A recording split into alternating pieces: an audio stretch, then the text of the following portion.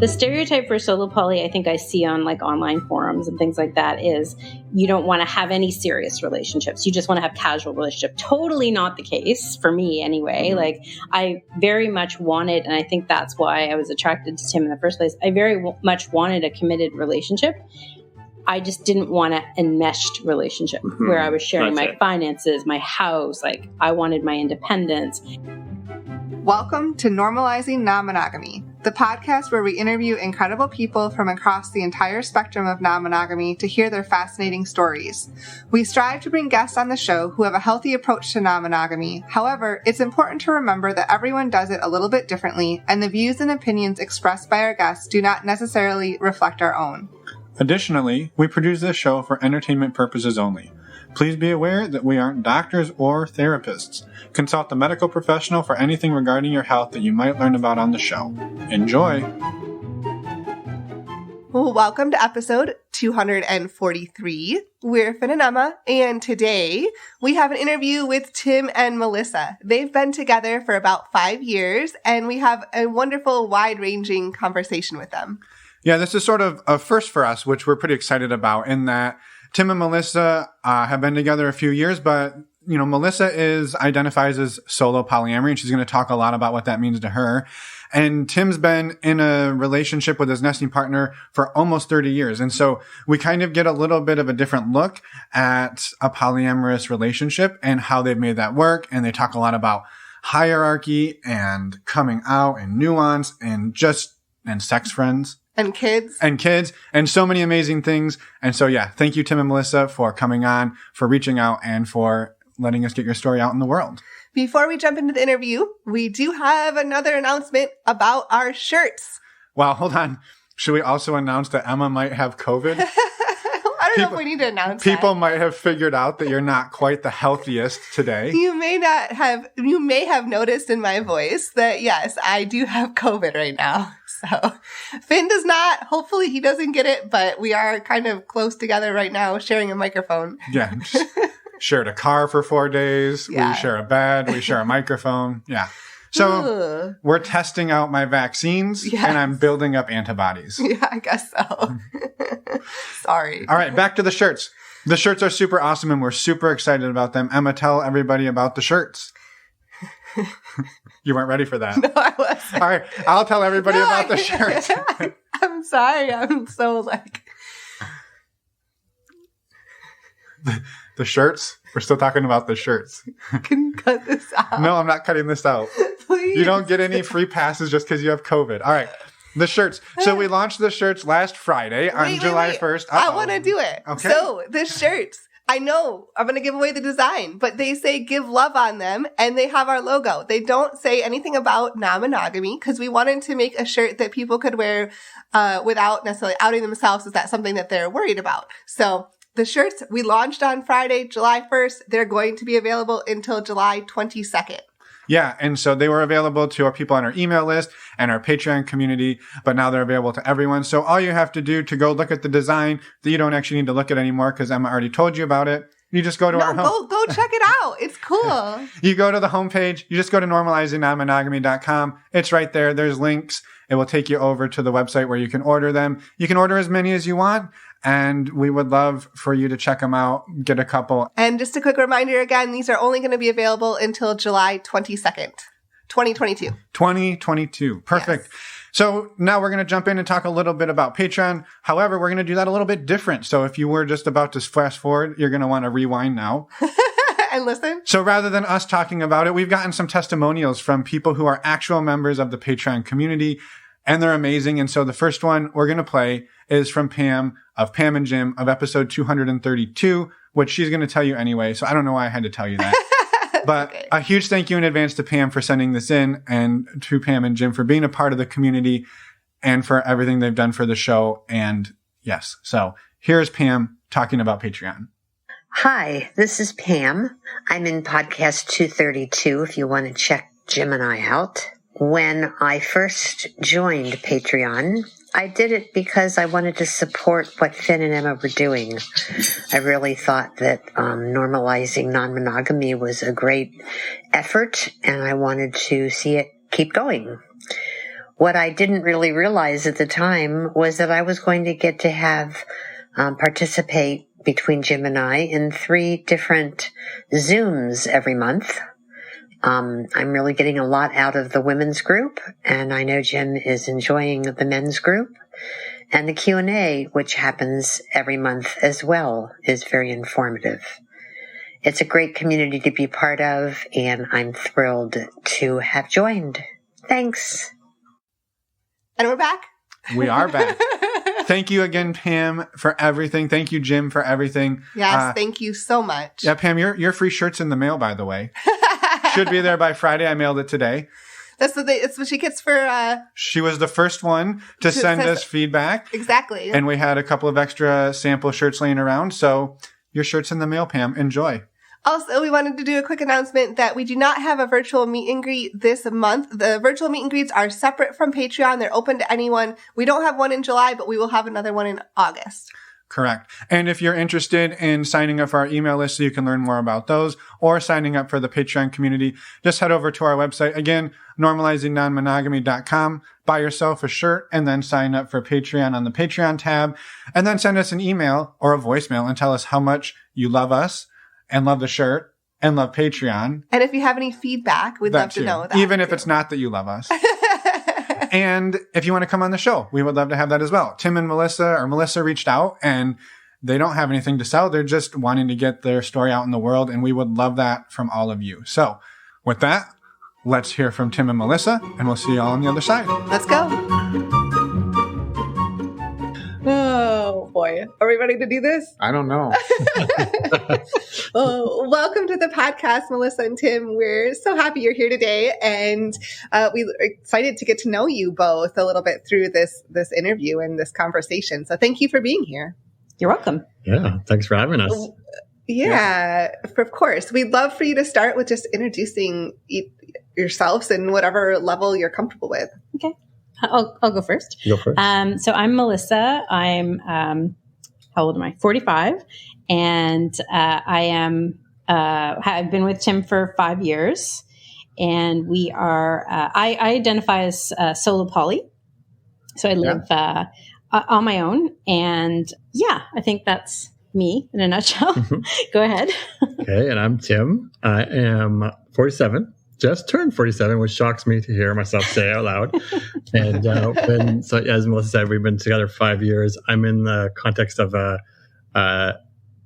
29-year monogamous turned polyamorous relationship. So that was before Melissa and I met. So I've been polyamorous 11 years. And so I don't know how to identify. Not solo poly, let's put it that way. But we're because you're still with that other partner. Yeah, still with another partner. Yeah. So you live nesting partner is what I would call that other partner. And and then I don't know what we call ourselves. We don't define just it. Partners. So he lives with his nesting partner and their children, and we live in the same city, about 10 minutes apart. Okay. Got it. Well, I love it. And I think it was one of the things when you reached out and you kind of described your dynamic, I wrote back and was like, well, does it make sense to do like 2 different episodes, or does it make sense to do it together? And I think, your response was basically like, well, we want to like blow away some of the stigma and assumptions people make around these types of relationships. And like, we love that so much. So we're definitely wanting to dig into that, but could we maybe catch ourselves up to like, how did Melissa wind up in polyamory? How did Tim wind up in polyamory? And then how did you two find each other? Yeah. Perfect. Well, so who wants to go first? I'll go first. So like I said, we've been together for 5 years, but before I met Tim, I didn't identify as poly. I wasn't really that familiar with it, but I had been in open relationships before. Specifically, I'd been sort of in a swinging relationship before in a previous past relationship.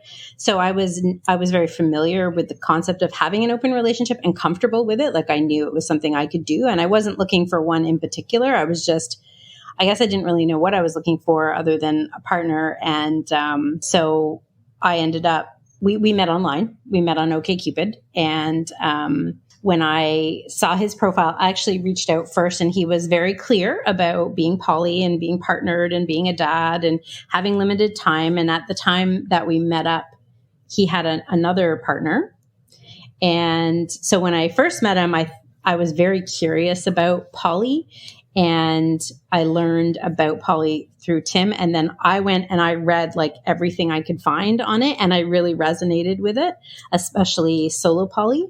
So that's sort of, I just kind of like jumped in and it worked out because I think we were both looking for what the other had to offer. So, so that's sort of my beginning.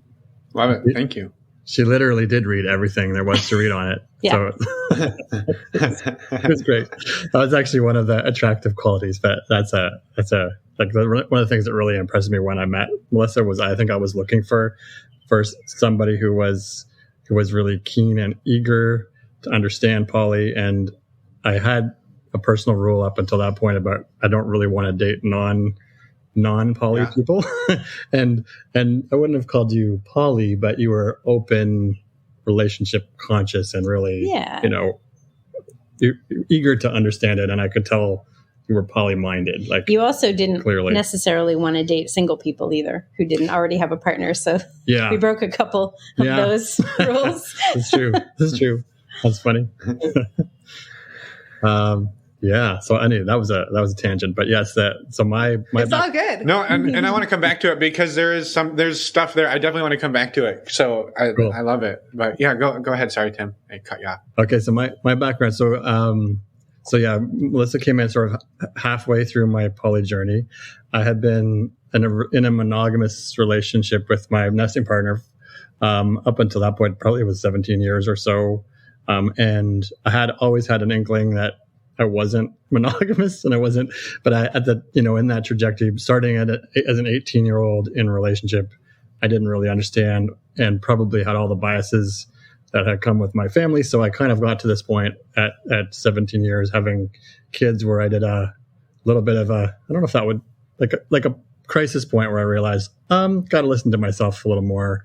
So I opened the conversation with my nesting partner about polyamory, and then we worked through it for several years, actually, of talking about how to open up, because it was a real culture shock for her and for me to try and make that transition. And so that's how I came from it. So I think by the time Melissa and I became involved, I'd had a few relationships. I was really beginning to understand what I needed to a deeper level, and had noticed in her what was something special, right? Like something that was really jiving with what I needed and was matched well. So that's kind of the trajectory in a nutshell. I know. Like, I want to talk about the two of you, and I'm curious, like, if you could talk a little bit, Tim, about the transition of coming out of a 17-year monogamous relationship, cracking that open, going down the poly route, and like, how did that transition go for you and for your nesting partner? And are they polyamorous as well, or is this like a mono-poly kind of setup? Started as monopoly, so that you haven't even heard that phrase for a while. So when you said that, like, that's how we framed it at the beginning of monopoly. Okay. I kind of I've seen it through transition. So now it's very much polyamorous. My nesting partner dates. We've really transitioned to a whole different model of poly, I would say. Mm-hmm.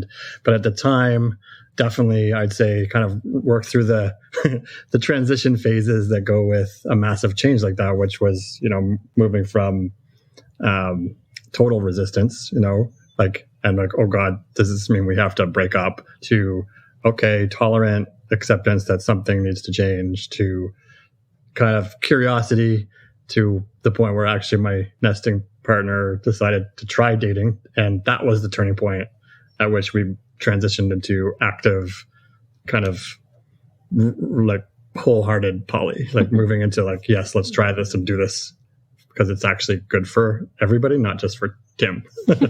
Yeah.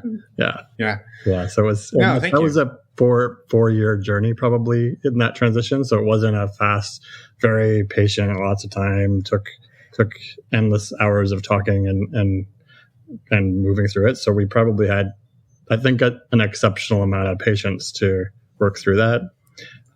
Yeah. So when thank you for Go ahead. Sorry, I was just going to say, when I came on the scene, like he had another partner, his nesting partner had another partner. So it already looked like the version of poly that we have today.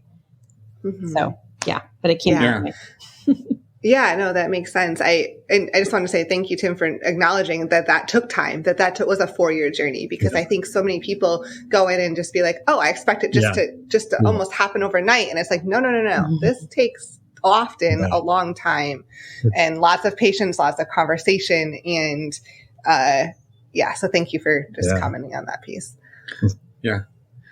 Yeah, I don't know. I have so many questions, and like I don't know where to start with them. Like, I think, like, because I have questions for Melissa about like coming out of. You said like you kind of did a little bit of swinging and some open relationships, but now you're coming into this.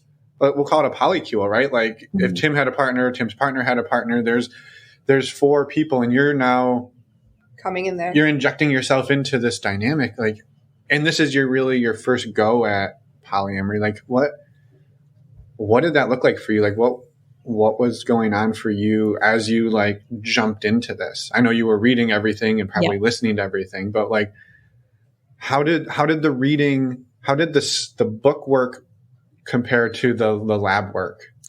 Yeah, right. It's interesting because I was learning as I was going, and I was having to navigate being a quote secondary partner, almost like a tertiary partner at the beginning, because he had another partner, and I was also learning. I think one of the things I sort of taught them was about hierarchy and how that affects the other partners, and not that they were highly hierarchical, but they were in that way that many people who are in that family structure are hierarchical.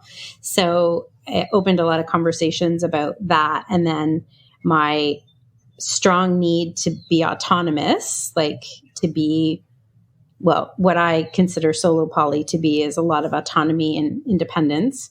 But I'd say I took to it really well. Like it felt really natural to me. Mm-hmm. So I'm not saying it wasn't hard, but it felt very natural, and it felt like the right kind of relationship structure for me, given what I need and don't need in a committed relationship.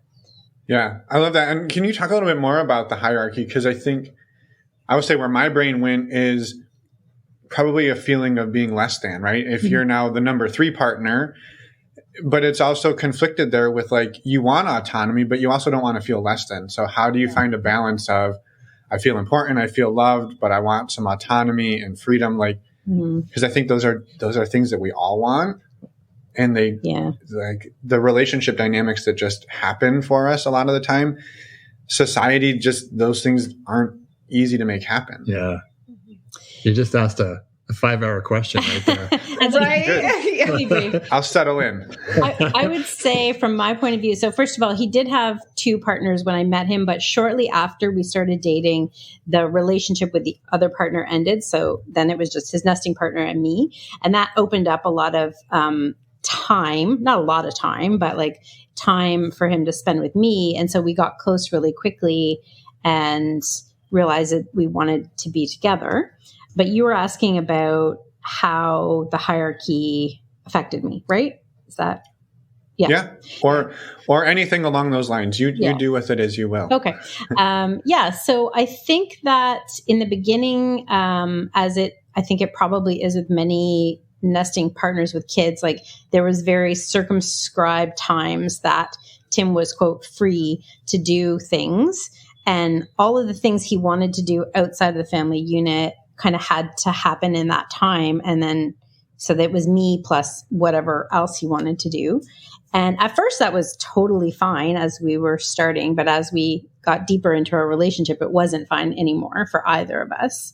So I sort of said, and you read about this in the books, it's like, okay, so you guys have this set of like guidelines. I guess it wasn't rules, but guidelines that you've been following. And now I have needs, and your needs and my needs are similar. And so we just had to kind of work through like, what are my needs and what are reasonable for him to meet? And so I never felt secondary in a sense of the feeling. Like Tim had never made me feel like a secondary person, but just having to acquiesce to these predetermined guidelines of how our relationship would be structured was challenging. And so, but we worked on it over time so that, over time now we spend more time together than we did at the beginning, for example, which seems to work. Yeah. Do you want to say anything about that? Yeah. I mean, that's, I think, a natural kind of process of negotiation rather than kind of, and shift. I do agree completely. We shifted from, I think we had to become really savvy at watching the hierarchy, like knowing that there's some cases where hierarchy in itself isn't bad, but the impact of the hierarchy, right? Like that, being really cognizant that of how that was communicated. For example, like I'm thinking about the hierarchy of having kids versus not having kids and the energy that needs to go into kids, right? Like we didn't really debate those things as we took them as givens, but it's in the delivery of how to navigate that hierarchy, like rather than sort of saying, my kids take precedence. Sorry, Melissa, you have to go wait it out. I think it's still like learning to communicate that with sophistication, and with care. And so I think we've done a really good job of that.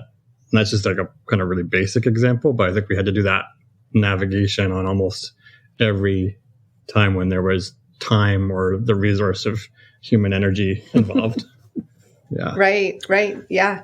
And it's a constant, I think what you just said about negotiation, and you learn how to do that over time. Super important. Well, I think that, the end result is maybe even is the same, right? Like, let's say it's an example of like, Melissa wanted to spend time with you, Tim, but something came up with your kid, right? The end result may be, we're not going to spend time with Melissa, but the way that you can communicate that, it can really be the difference between Melissa feeling less important and Melissa being like, please, no, go your kid is important. I want you to have that time versus like, screw your kid. Like I want me, right? Like it's a very big difference there. Like being on a team versus like, I'm now telling you like, nope, not today because my kid versus like, I want to, I would love to, but like, this other thing, right? So it's such a delicate walk to walk. It helps to have the context. And so that's where the talking comes in, is the context is like, it's not that I can't spend time with you because someone else is telling me I can't. It's because I have these obligations that are important for me to fulfill. And then here's how I can make it up to you, right? Which she's always been very good at doing. Well, I was going to say not always. You're not going to out me on this one, but actually pretty terrible at it at times. So, and I think that's one of the biggest learning, like when people talk about ping pong poly and the trap of sort of falling into speaking for my kids' needs or my other partner's needs, and then using that as a lever to convince Melissa that that's why those other needs are why it's important, instead of talking about it and owning, I have a need to spend time with my kid. I have a need to do whatever thing that's going to take me away from you, right? As a partner. And I definitely didn't always do a great job. And I think we actually worked hard. Yes, we and did. Melissa was very good at calling me out on that. It's true. We did have to work through that. And now it feels really natural. But at the time, I guess at the beginning, it really was a challenge. Yeah. Yeah. Can you talk a bit more about that? Because I think it's so common. And maybe what I envision, and maybe this isn't what you meant, Tim, but like, let's say Melissa says, Tim, I'd love to go to the movies with you tonight. And your response is, well, I'd love to go to the movies with you too, but my other partner says we're going to dinner tonight. Yeah. Is that sort of what you were kind of getting at? Totally. Like that's a simplistic example for sure, but it works, right? Because it's like, so instead of me saying, I really, I don't know how I phrase it, but I really value spending that time. This is important to me, and sorry to disappoint you, Melissa, but I'm choosing this other thing. Like I'm actively choosing this other thing because it's important, versus sort of blame shifting and putting that on the other partner. I can't because I'm not allowed. Yeah. And not that he did that really, but he did. The language was just so important, even though it wasn't. It really isn't that different. But to say I'm not allowed versus I'm choosing this is just a big difference in owning your decisions. Yeah. Yeah. Yeah. But I think too, the other piece you kind of snuck in there was, I'm going to choose to do dinner with my other partner tonight.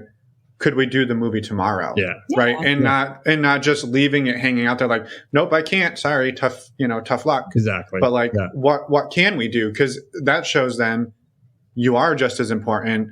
I just can't, like, I'm not going to cancel dinner for a movie, but like, could we do the movie tomorrow? Or it sounds like a poly cliche, but like Google Calendar does really help with all that. Like where I'm a scheduler, he's not so much a scheduler, but I'm a scheduler. So what we basically have done for the past few years is just like, I've put date night like we have a certain number of date nights and then I put them on the calendar where I think would be good. And then he reviews them and says yes or no, or here's my alternate proposal. And then we're going to do that for a month in advance. So we don't have a lot of like negotiating on time on the day to day.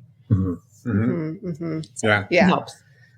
Yeah. No, I think that's a wonderful point. Yeah.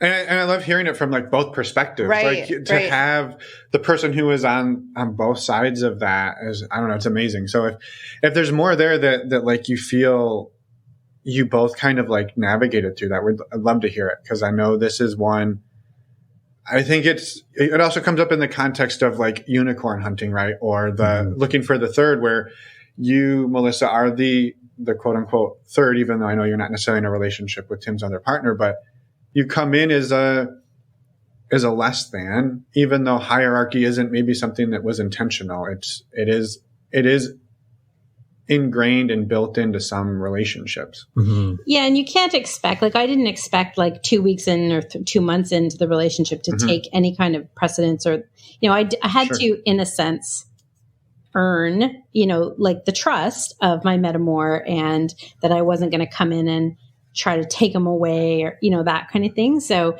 it was a progression with time that maybe some people might be like, if you're non-hierarchical, then everybody gets treated equally. But I don't think that's true. I think everyone's needs should be considered equally, but that doesn't mean everyone gets the same thing all the time. Right. So, and I would never expect that. Right. There was a significant turning point in our relationship. Like we had a near breakup. Well, I thought it was a breakup. I think we had a miscommunication on that. But it was we were on a break. Yeah, exactly. That sent me into quite a deep dark spiral. But that's a whole other story. But that crisis point, I think, was kind of a reboot to say. I think Melissa was. I won't speak for you. You can tell the story. But my sense at the time was that Melissa was trying to figure out to what degree is this relationship going to work for me? Like, to what degree can I negotiate within? And what are my rights as a, well, how would you phrase it? Do you want to tell the story? Like, the rights as a solo polyamory, rights as a partner, rights as a secondary. Like, we got into that conversation, and I think we had to really renegotiate and talk about what is the range that we're both comfortable with, where like maybe we're not going to get all the things, but what's the point at which it's not enough versus the point I can live with a little bit of disappointment, right? That fine line. I think that was about maybe a year and a half into the relationship. So it was long enough where I'd been around. I'd sort of felt like I'd kind of proved myself. I was committed. And I sort of like, I went away for a weekend and said, I don't want to talk for like X many days. And then I sort of wrote down, I like to write things out. And so I kind of wrote down, here are the things that I need, here are the things that I would like, but it's okay if I, don't get them. And so we had like conversations around that. And some of the things that I wrote back then would, I look back now and I think, wow, we've accomplished all of that stuff and more, I hadn't even, I think I'd maybe met your kids at that point, but we hadn't gotten to know them. And like now it's totally normal. If his nesting partner is away for the weekend, I just kind of come to their house and hang out with the kids and everything now. And it just feels really normal. I know them really well, but there was a time where I thought that would never happen. And then would I really feel part of your life kind of thing? Mm-hmm. Mm-hmm. Mm-hmm. Yeah. Yeah. Yeah, I love that. Yeah, that just brings up another question. You can talk about this as comfortable to the level that you're comfortable is around children, because that is something that's something that a lot of people ask questions about, and we're all trying to, people are trying to figure out how to navigate. And so anything you could touch on about how you navigate that with kids would be great. That's for you. That's for me. Yeah, you're the one with kids. I don't have kids. Melissa can smile and watch it all unfold. But actually, I shouldn't say that frivolously, because Melissa's been a key part in the transition to how I've managed my kids and keep getting them up to speed on what polyamory means. So I think it's been actually a really interesting process the last year and a half. I'm actually losing pandemic track. days, yeah, so 2 years maybe. Yeah. So one of the things that was personally important to me was trying to find a way to normalize polyamory for kids who were in the context of schools where polyamory wasn't even an afterthought. And so how do you get kids who are at a certain age to have the sophistication to understand what that is, and like how do you find the words to make that make sense? And Melissa has been around for so many years, so she's seen them through their preteen. Your kids were how old when we met? 8 and 12 or something? Yeah. 7 and 12, something like that. And now they're 16 and 13. Maybe even a little bit younger. Right. Yeah. Maybe the math is wrong there, but yeah. Yeah, but young enough that they didn't have a lot of understanding about dating. They just knew that I went to see Melissa. And one of the things that was really important is I wanted them to know Melissa so that they didn't perceive it as a threat, like that Tim's being taken or Dad's being taken away by someone, that she was just part of the normal fabric of of life. And that was super important to me. And then as time progresses, when kids are little, they're kind of like, oh, it's Tim's friend, Melissa. And as you get a little bit, they get into the preteen years, they're starting to know things, right? Like know that there's something else about it. They're seeing affection. So they're probably picking up on this. So I think we just, my nesting partner and I had negotiated this and navigated this, and it was an ongoing topic of conversation, how we would manage it. And we essentially were waiting for the kids to give us cues of what they were ready, and under the belief that they would be ready to ask questions at some point, or that there'd be a door opening when the time was right. And sure enough, my daughter actually came home having just had a sexual health conversation in school. I think it was grade 8, maybe. And so it just happened that my nesting partner and I had been sitting on the couch as the kids were coming home from school, and we heard about this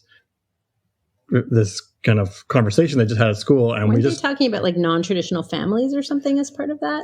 They were talking about consent and non-traditional family. And so we kind of took the lead and jumped on it, and then just said, we started getting into diversity and sexual diversity and family diversity. And we kind of just used that as a launch pad to talk about diverse family arrangements. And it was the craziest thing because, in the context of being I guess I was, early 40s at the time, I grew up with this stigma of like sex negativity. Kids do not have that anymore. Like that's not part of the fabric. So at least not in our liberal town.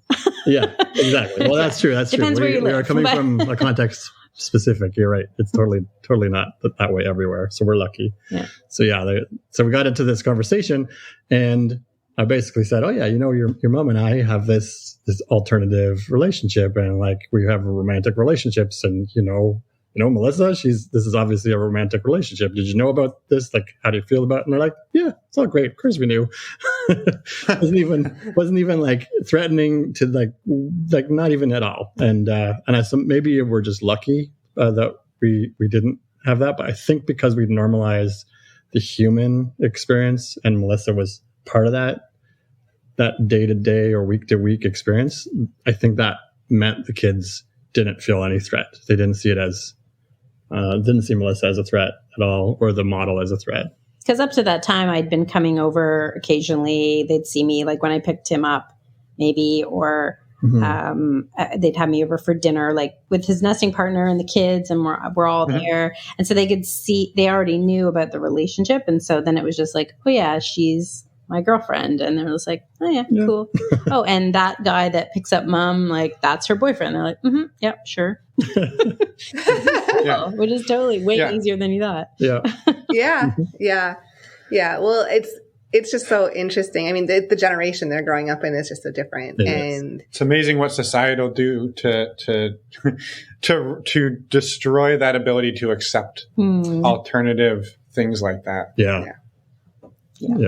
Man. Yeah. Thank you for sharing that about the kids. Cause it's so, I mean, very common trying to figure out how to navigate that piece. Yeah. A hard one. Yeah. So the hardest part for me has always been coming to grips with my own upbringing and demons about that. And actually maybe not everyone will have that easy challenge, but I do think it's it's all about looking for opportunities and waiting for the kids to be ready, right?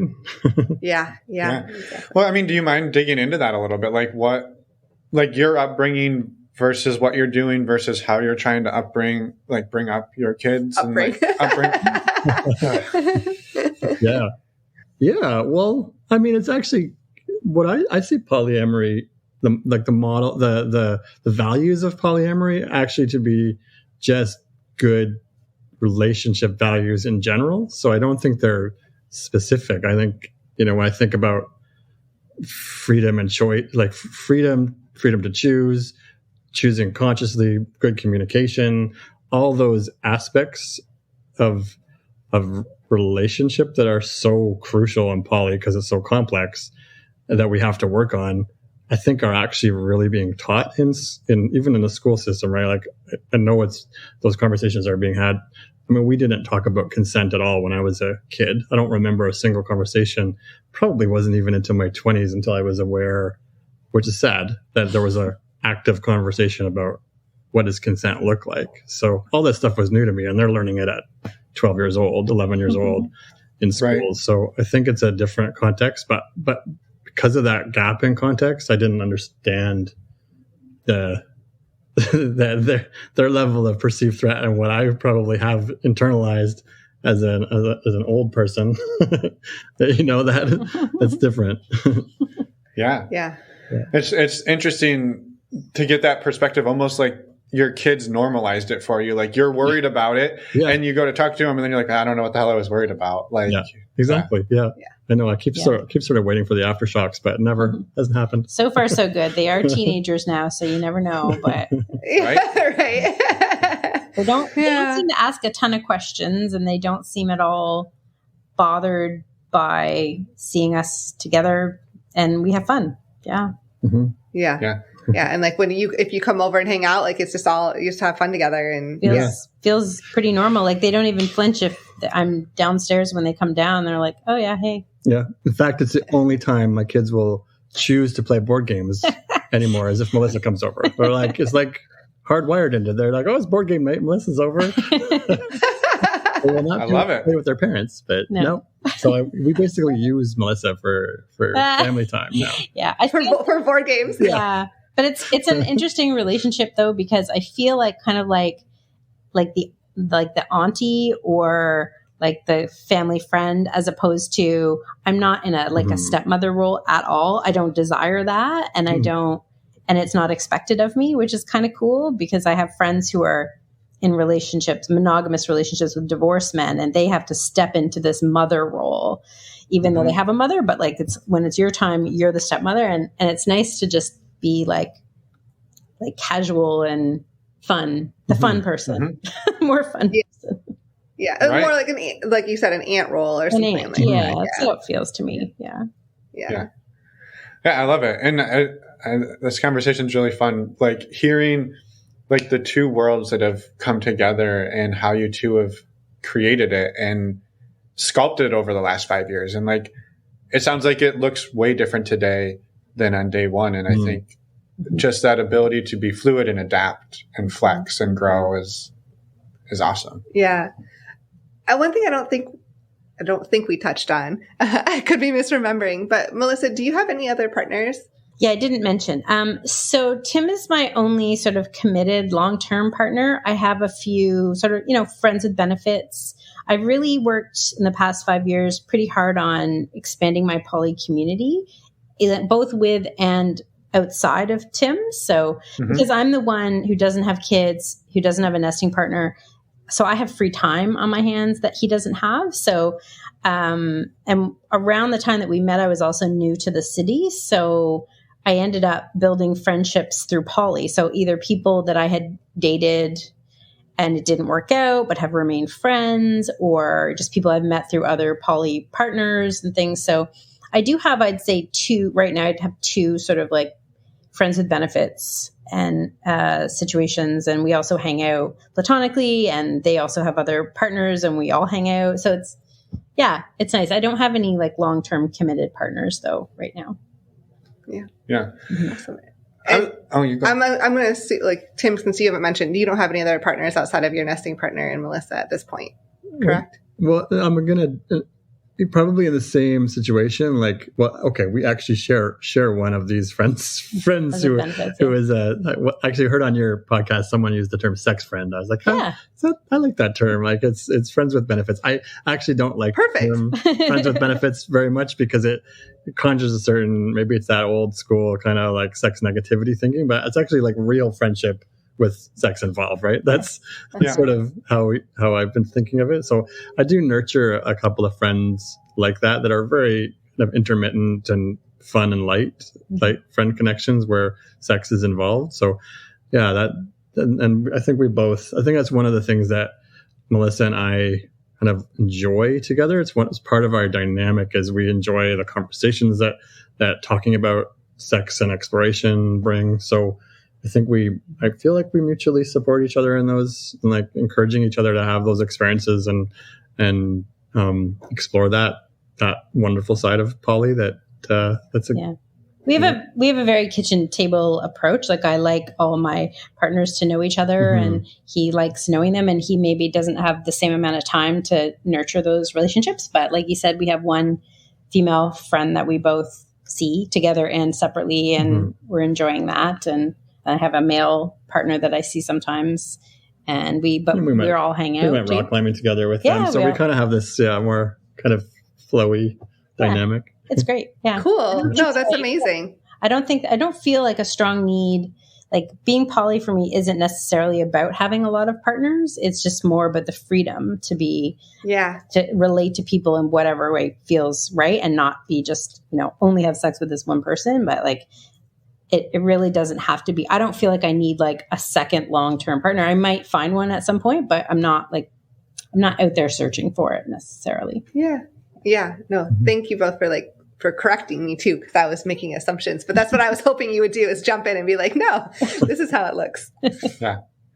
Yeah. I love that. And I think, one of the things too, that you also in your email was about like, there's a lot of misconceptions around maybe your relationship because you're not quote unquote primaries, or there's kids involved. And so like, what are some of the other like misconceptions or things you two come up against, stigmas you come up against that like you've had to sort of work through or correct? You've just corrected Emma for being wrong, and along the way, like what are some of these other ones that like you just want to like dispel in the world while you've got the voice to do it? You got a soapbox? No. Get on it. Get up on it. It's fine. I mean, I don't know exactly what the myth is, but I think the way we've kind of dealt with it, like Tim has friends that predated poly, and I have also friends that predated poly, and I think it's a little bit different how we, come across to those people. So the people that I've made friends with since becoming poly who are also poly, those are the people who we show up as a couple, as the couple, right? Even though he has another partner. And then he has this other set of friends where he and his nesting partner show up as the couple. And it's interesting trying to make those worlds collide. And I think we just had a conversation earlier today about how, well, maybe they don't have to collide. Like maybe we're okay being like, yes, you have to wear sort of two different hats, but, and then me, I show up on my own too. Like I'm part of a couple, but I'm also my own person, and I have my own relationships with these people. So like when someone's having a party in our poly community, they'll invite us both separately. Like they'll invite us together and they'll invite us separately. It's kind of interesting, that whole dynamic, but, but I can like show up on my own. I don't need a partner, I guess, which is kind of fun. It's kind of a solo poly thing, I guess. Yeah. Yeah, maybe. I mean, I think that I'm not sure if this is unique in like the way we're operating, but I think the blend of like when people say solo poly, I think maybe there's in my senses there might be a misconception that means one thing. And I think I've learned in the time I've been with Melissa that solo poly, there's as much range in solo poly as there is in poly as there is in relationship. And so when we talk about solo poly, like I feel like you kind of flip between like the kind of the stereotypical solo poly, which is like my primary relationship is with myself. But I actually feel when you said, I think you mentioned I'm not sure who mentioned primary, the word primary, but I actually feel like we're primary relationship, right? Like, so I'm like, are we solo poly? Are you solo poly? Are we in a primary relationship? Setting aside the labels, I think we're kind of in this hybrid dynamic that doesn't actually fit smoothly into those categories, which I like is really kind of cool. The stereotype for solo poly, I think I see on like online forums and things like that is you don't want to have any serious relationships. You just want to have casual relationship. Totally not the case for me anyway. Like I very much wanted, and I think that's why I was attracted to Tim in the first place. I very much wanted a committed relationship. I just didn't want an enmeshed relationship where I was sharing my finances, my house. Like I wanted my independence. So that's why it worked out so perfectly.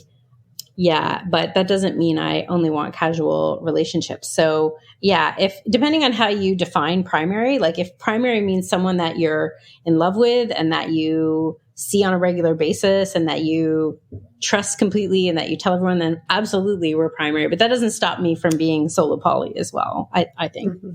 Yeah.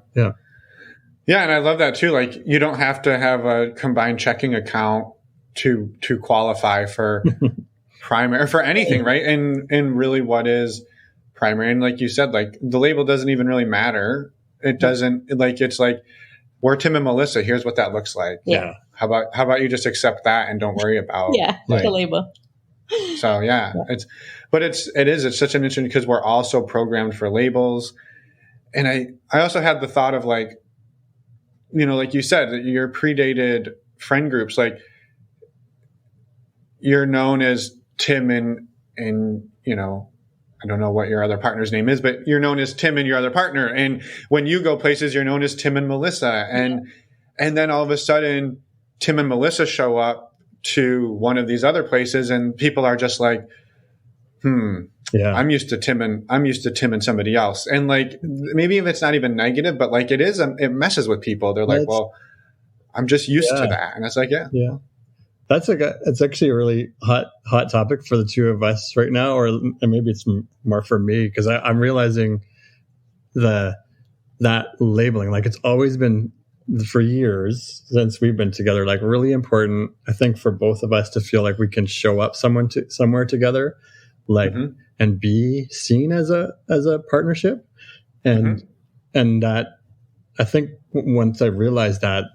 Once I realized that was important to me, then it opened the door to figure out, okay, how do we do that? Like, how do we maintain that as an important item, and how do we take an action to make sure we're showing up together? And it's really easy to slide into confusion, right? Because as soon as you get into communities with other people who are the seers, who are the people looking in the relationship, they get confused about what that means, right? And even can I give the example? We had a little dinner party with some mutual poly friends, and my nesting partner came as well. So it was 5 of us, and it was really funny because we went married couple who were poly, and then these two, and then me. Yeah.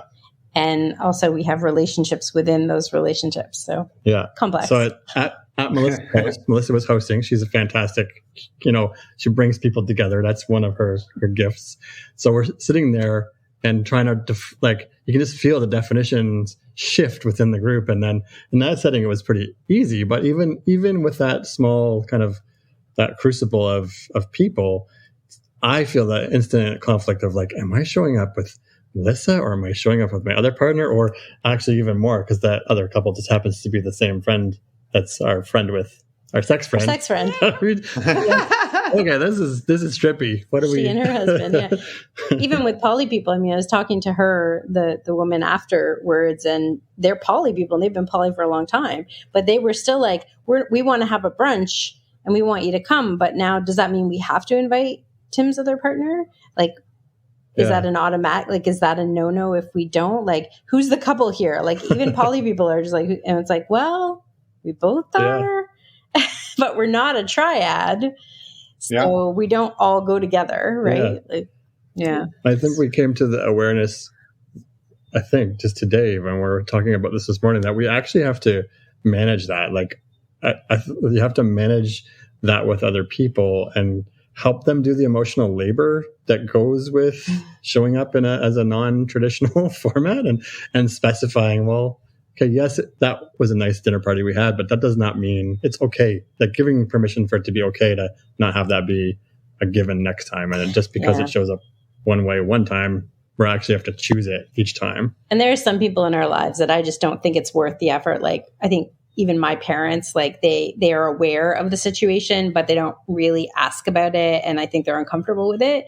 And so, like, he hasn't actually met my parents, even though they don't live that far away, because I just feel like that it's just not worth it. Like, I don't have a close enough relationship with them to force it down their throats. You know what I mean? Like, it's too much. And I'm just happy to keep it separate because it's just too much work on my part and their part. And yeah. And I think that makes sense. And sorry, go ahead. No, you're good. Yeah. I say that leads me to another question of just, how open are you in your lives with family members and other friends about the relationships, and how does that work? Yeah. All the important people in my life, like the people I trust in my life, know the situation. There's been a couple of friends that I grew apart from because they weren't as supportive as I was hoping, unfortunately. But not too many. Like, most people are supportive and they're just like, you do you. Whatever makes you happy, maybe a little concern, like, is this really what you want? But then they know me well enough to know, yes, I know myself and I know what I want, and that he is good to me. And so, and then, like, we'll go out in public, like we always have from the very beginning, not hidden the fact. He's never hidden the fact that he's poly, really. No. I mean, we've gone out in public and, like, we'll hold hands, and, you know, we've rarely run into people that didn't know but knew you. Well, so it's interesting because I'm always cognizant, maybe I care too much about this stuff, I don't know, but cognizant that the emotional labor required, like, what's the cleanup required if somebody sees something, right? So I'll give a specific example. Melissa and I walking down the street of my house and my nesting partner, holding hands, not expecting to see someone, out races one of my other partners from our house, or walking by someone's house, and out races my other partner's work colleague, who's also a neighbor. And I usually I cognizantly scope the scene to see what kind of emotional cleanup I might have to do, and like to try and explain the weird thing that someone's going to see, which is the deviant behavior of being, you know, in love with someone else, right? But you're walking down your own street where she could easily see us, so it's like, obviously we're not hiding anything, no. So it's weird. Well, we weren't hiding, but, like, I could see on her face she was, like, confused. Okay, and so I went home and told my nesting partner, you know, it might, you know, sorry to ask you to do this, but this is what happened. Do you mind sending a little note to say, like, all cool from your perspective, because like it's just I don't want that to become bigger than it is. And so she sent a note out to this work colleague, said, "Yep, this is all above board. Just wanted to make sure. Tim told me you saw Melissa and Tim holding hands, and so I just wanted to make sure you knew that was not nefarious behavior." And it was all cool, and actually, I think it was appreciated by the work colleague, actually, because it did create harm, right? Like, I'm cognizant that it creates emotional she's probably sitting turmoil. there thinking, what's my obligation now to tell if it's right. It's an affair, right? But anyway. Well, I think that's super self-aware. Like, because there's the impact on you, Tim, right? You could easily just go to the self-centered place of, like, they think I'm a cheater and that's what's going to happen. But it's also, maybe they do, but now they're sitting there burdened with this information and what do they do with it, right? And so it really is like letting them know, like, you're not bearing any weight here, like you're good. I think that is one of the, I think that's for me, that comes with what it means to be poly, because I think that self-awareness and the extension of care to other people, even people you don't, metamors, right, that you don't necessarily get to meet all the time, that extension of care is actually core to the how I would want to operate in poly. So I think that extends to community or family or whatever context. Yeah. Yeah, I totally get that. I was curious, and I'm nervous about asking this question because I don't know what it's going to do. But you had kind of touched on a few minutes ago, Melissa, about like having not really told your family or not introduced your family to Tim. In listening to, I would say, like Dan Savage over the years, you hear often a lot about like partners who are like, hey, we've been going together for years, and like they're like hiding me. And I think a lot of the time it's in the context of maybe like a gay couple where they're not out or something to that effect. And it's like, look, I don't want to be pulled back in the closet with you. Mm-hmm. But I'm curious, like from your perspective, Tim, like where does it land for you that like you're sort of kept a secret to her family? He's not a secret though. Like they're fully aware. Like I talk about him all the time. Okay. They know that we're spending time together. A couple times they've called when he's been there and he's been like, hi in the background. What I've not done is said, hey, Tim, let's set up a time where we go and we visit my parents and you meet them face to face. And it is less to do. It's not really about hiding. Yeah. It's more about the fact that my parents they don't get it. And I just don't. Like, but when they don't get it, like they would probably never do anything out of line. Like they would probably be perfectly pleasant and nice, but like, it's just uncomfortable for me. It's like, I don't want to have to explain myself and why and all this and have them kind of judge me. So I don't know, maybe they wouldn't even do that, but it just, we don't have oodles and oodles of time that we get to spend together. So I don't want to spend it with my parents. You know what I mean? I get that. Yeah. You can talk about how it affects you, but I just had a little aha moment actually as you were talking from that question, because this is why I was nervous. I don't know. No, it's a good one actually, because it's I'm just realizing one of the principles, when we're talking about kids and the principle of waiting for them to be ready, right? Waiting for them to be ready to do the emotional labor, because I think that's what it's about. And in some circumstances, like the circumstance can impose emotional labor on people, like the work colleague example of walking down the street, that imposed something on someone where they weren't necessarily ready to see it, right? Weren't to do the emotional labor. So I think I feel obligated to do the emotional labor if there's harm being committed. And I think this is with your parents. It's really interesting because it's not that they don't know about me. I've actually talked to them on the phone, like once just in passing, and kind of, it was super awkward and weird, but like, we're not hiding my existence. Melissa, I know, talks about me, but they don't actually do the emotional labor of inviting, right? I think we're both maybe waiting for that. I don't know if this is my aha. I'm like, maybe that's the secret, is like we're waiting for someone to be ready to do the emotional labor and invite. And until that happens, there's no point. Like you're just imposing something on someone they're not ready for. And I'll extend the story a little bit, because this last year, I had on my plan, it was really important to me to tell my parents, because I hadn't come out to my parents about our lifestyle. And I was talking about this for years, as Melissa knows and is smiling. I didn't think it would ever happen. I didn't.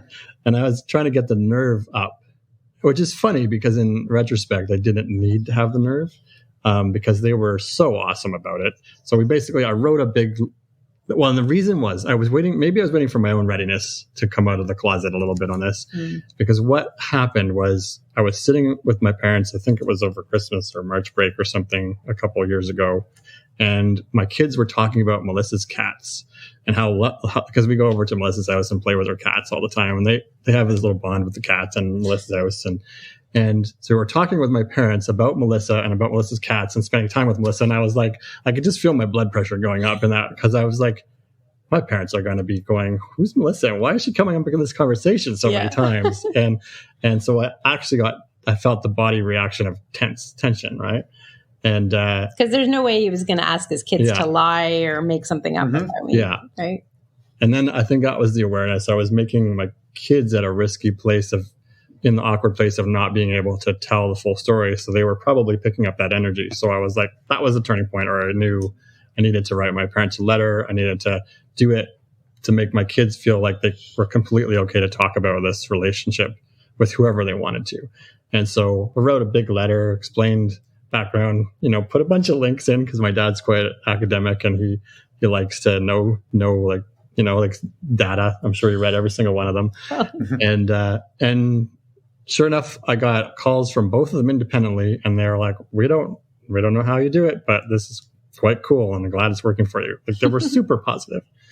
My nesting partner and I, we decided to do this together because our parents actually talk to each other. So we figured we can't do one without the other. Mm-hmm. Completely different reaction from her parents. Quite a disappointing reaction. Like, fingers in ears. We don't want to hear about it. Please don't talk about it anymore. And so they weren't ready to do the emotional labor. My parents were. We did it for the kids to make sure they had that sense of security and safety. And then kind of had to let go of the reaction, right? Which is hard to do. You can't control the reaction. Yeah. No. It is what it is. Yeah. Yeah. And I love it. Thank you for sharing all that. And I'm just curious, when you said really quick, your epiphany about being invited, I guess, just to clarify, like, you're meaning if Melissa's parents were to one day say, like, hey, you talk about Tim a lot. Who is Tim? Like, I'd love to meet him. Like, they've never once expressed interest in meeting them. And I sort of like ran it by them not too long ago and said, hey, Tim and I are going to be like within a half an hour from your place on this day, but like they didn't like bite on it. Mm-hmm. I think it's probably because actually, for many years before I met Tim, I was single, and I've also had other long-term relationships in my life, and I've never been super sharing of my partners with them. Like I'm a little embarrassed of them sometimes, like they're a little too maybe conservative in many ways. So it's just kind of like, this isn't a reflection of it's just how our dynamic is, I think, more. Yeah. It has nothing to do with Tim or being ashamed or anything like that. Yeah. No. Got it. Yeah. And when you say you're a little embarrassed, not of your partners, of your parents. No. My parents might say, like, like they might say something like, semi-racist or like homophobic or something. I'm just like, no. They're the boomers, right? Exactly. We understand. They grew up in the country. Yeah. So it's not I just don't want to have to deal with that. Mm-hmm. So I totally get it. Yeah. Totally get it. Yeah. So, yeah. I should say this is not like this issue of communicating with people who are unready to understand poly, like, is a real, because I've come from a relationship where I had established friendships for many, many, many years that still to this day, you have a fairly clean slate when you came into the city, and you were like started setting up a community so you could pick and choose the people. But I had this legacy of friends who, even to this day, it's actually a bit of a challenge, because a lot of the, like, I've got friends who've grown up, my kids have grown up with their kids, and I wouldn't say, I'd say acceptance and toleration, but not many questions being asked about poly, not much invitation to Melissa. Same thing. Like, these people are not ready. They're not ready to do the emotional labor. And that actually does really tend to detract from commitment to, like, my commitment to wanting to keep investing in those friendships when they're not able to accept where I'm at. So it's a challenge. And I actually had a real conversation with a friend recently where we're talking about emotional labor, and I kind of pressed, said, do you ever think you might be ready to meet Melissa? Because I'd love to introduce you. And she basically looked at me and said, I'm not ready for, I hate to say it, but I have to admit, I don't have the energy for the emotional labor that's required to communicate with a new person, to figure that out. Like, sorry. And I'm still sitting with that like months later, kind of what do I do with that information, right? It's just a fact of value conflict, I think. But it may not always be that way, too. True. Like, that's the thing. People evolve and change, and maybe one day she'll come to you and say, like, I think I'm ready. Or maybe that day will never come. You don't know, but you have to decide for you. Are you comfortable sitting in that space? Yeah, that's it. Yeah. Do you have any more questions? I mean, we could keep going, but... Yeah, I think this has just been such a great conversation, and I've really enjoyed it. And it hasn't followed like our typical trajectory because and I love that. Like, it forces us to ask different questions. It forces different conversations. And I think it's really touched on a lot of things that we haven't. So I just have a lot of gratitude for both of you for reaching out, for coming on, and for bringing a new twist to us. And I will say, not a new twist to the world of non-monogamy, because I believe what you two are doing is very prevalent, but we've never had the opportunity to talk about it like this. In this dynamic, in this way. Yeah. That's great. Is there anything else that either of you would like to get out there? I think we covered a lot of ground. I really was hoping to represent, as you said, a slightly different take on poly. That was not just your traditional, because I've listened to your podcast, and I know you have a lot of people who talk about all the challenges of opening their relationship, which is really important. But this is a relationship that's been open from the beginning, and that's an interesting thing to navigate with. You've got two different perspectives as well. Yeah. So thank you for having us on. No, of course. And I think it's also, and I know like it sounds like hierarchy is not, you're trying to dispel hierarchy, right? In a lot of ways, but like we've talked about, like it is built in some ways. And I think one of the ways that's interesting that it's built in here is in some ways, right? Tim almost has like two primaries, right? Two very important committed relationships. And you, Melissa, sort of have one. And so by default, like Tim almost kind of becomes your primary where you may not become his. And I know this isn't really fitting for you two, but I think this is a thing that happens a lot in the world of polyamory is I have two partners. One of my partners only has one. I'm their primary, but maybe they're not mine. And that can be an imbalance that's just present. Yeah. I went through periods of time where I thought I really need to find my own quote unquote primary to make this feel more balanced. And I think I'm past that now, but I think that's why we've lasted as long as we have, is because there are probably a lot of women in my situation who would not be satisfied with this type of relationship. But the way I am and how much I value my independence and freedom is that if I'm honest with myself, I don't want someone I don't want the enmeshment anyway, bottom line. And all I really wanted, I think in the end, was just a person to love me and spend time together and have fun and be committed. And I didn't need to go beyond that. Yeah. Well, and it takes so much self-awareness. And that can be a journey too. Because like you said, you struggled with that. And like, dude, I needed to go find this other person. But hang on, actually, what works for me and what are my needs? And do I really want that? Do I like having more of my independence and just time to myself? And love it. Like, yeah, right. And so, but you have to, sometimes it's a journey of figuring that out because it's the outside pressure of like, hey, this isn't exactly like mirrored on either side. There's you'll automatically go, is there something wrong with that? And no, there's not. But it's a matter of like what works for you. But that takes a lot of self-awareness. Well, actually, everything you just said, all those questions, like I think that's one of the things I admire most about Melissa, and maybe that's where the important part of this from a polyamory, I think it's actually just a life skill, not a polyamory skill, right? Like everybody should be asking themselves those questions and touching base and not making the assumptions about, not letting things go because they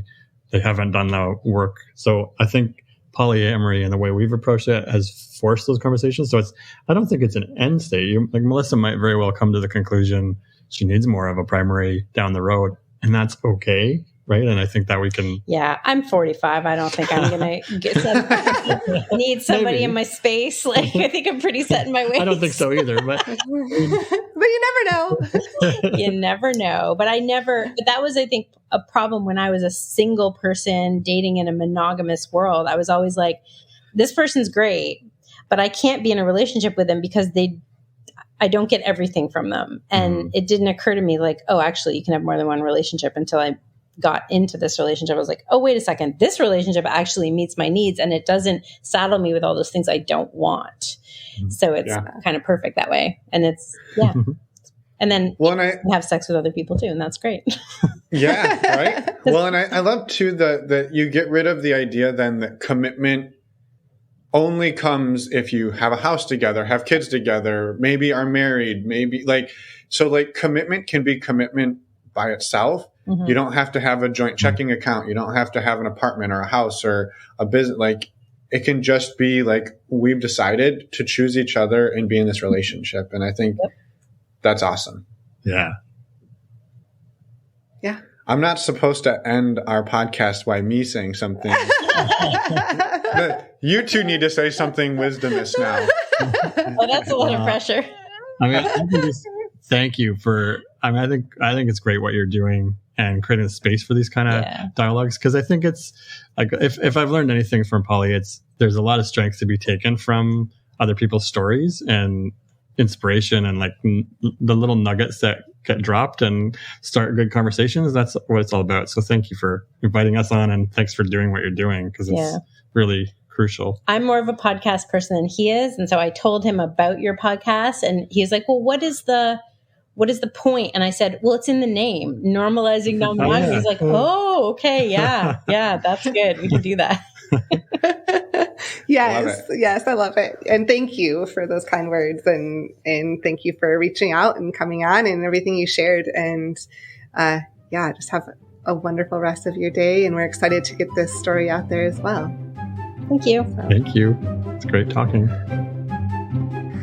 And we're back. A huge thank you to Tim and Melissa for coming on the podcast and for sharing your story. We loved chatting with you and we're excited to get this out there. Yeah, absolutely. Thank you both for everything. Quick reminder, go to our website, normalizingnonmonogamy.com. There you can buy your very own shirt that says Give Love. And we'd love to have you spread the word. So share this news with everyone, please. Yeah, and a reminder, if you're out there giving too much love, well, there's not such a thing as too much love, but if you're giving a lot of love, you might want to get tested for STIs. Good segue. I set that up beautifully. I know, I'm sure. So our favorite way to do this when we're giving love to everybody is to use a service called stdcheck.com. This is a service Emma and I have been using for years. It's the service we use to get tested. We absolutely love it. The link's on our website under the resources page or in your podcast show notes. Save you $10 and support the show financially. So thank you in advance for doing that. Again, it is fast, it is easy, and with those discounts, it brings the cost down to about $130 for a 10-panel test, and we appreciate it. So go give love, but before you do, get tested so you can give love responsibly. Perfect. You nailed it. That's going to be the next shirt. Give love responsibly, sponsored by stdcheck.com. I'll send him an email when we get done recording. Yeah, I think that's perfect. Anyway, a quick reminder again, on our website, you can find podcast show notes, links to our Patreon, links to the meet and greet, which the next one will be in August. You can sign up for our mailing list to be the first to know about all of these things, and also contact us. So everything there, right on our website, normalizingnonmonogamy.com. And next week, we've got a fantastic conversation with Marla. You might remember Marla from over 100 episodes ago.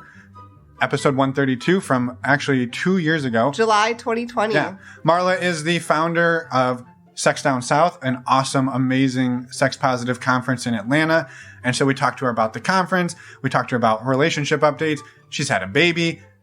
There's so much going on. It's a wonderful conversation. So we will see everybody next week for that. In the meantime, don't forget to get your shirt. Yes. Plug those shirts. Yep. Can you tell we're super excited about our first ever shirts? And if you go to the website, you get to see Emma and me wearing the shirts. That's true. And if you sign up for the email list, you also get to see pictures of Emma and me wearing the shirts. That's true. So you're going to get lots of pictures of us wearing the shirts. go check out the shirts. I think we've annoyed them enough, don't you think? I do believe so. We'll see everybody in a week. Bye, everyone. Thanks for listening.